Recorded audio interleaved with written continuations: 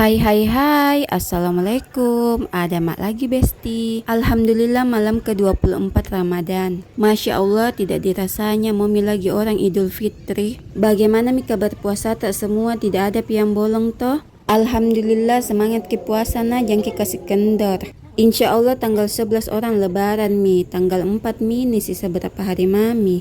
Ngomong-ngomong malam ini saya akan melaksanakan sholat tarwih di Masjid Khadijah Sudiang. Ini lokasi masjidnya di sekolahnya bocahku. Kebetulan ini hari lagi mengadakan ki buka bersama. Sekalian ki buka bersama lanjut ki juga sholat tarwih. Jadi di sini kak sholat tarwih besti.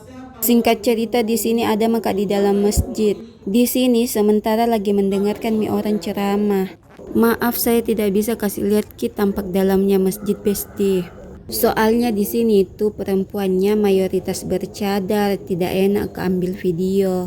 Nanti kapas kak merekam ada yang kelihatan auratnya. Singkat cerita di sini selesai mi orang tarwih. Di luar masjid ma ini besti. Di sini kulihat mi di mana ini pak suami belum pi muncul-muncul. Jadi di sini saya sama bocahku yang perempuan itu menunggu mak di depan kelas. Singkat cerita di sini ada mi pak suami itu sana nak kasih keluar mi motornya. Oke besti sampai di sini mi dulu balik ceritaku. Mama pulang. Assalamualaikum.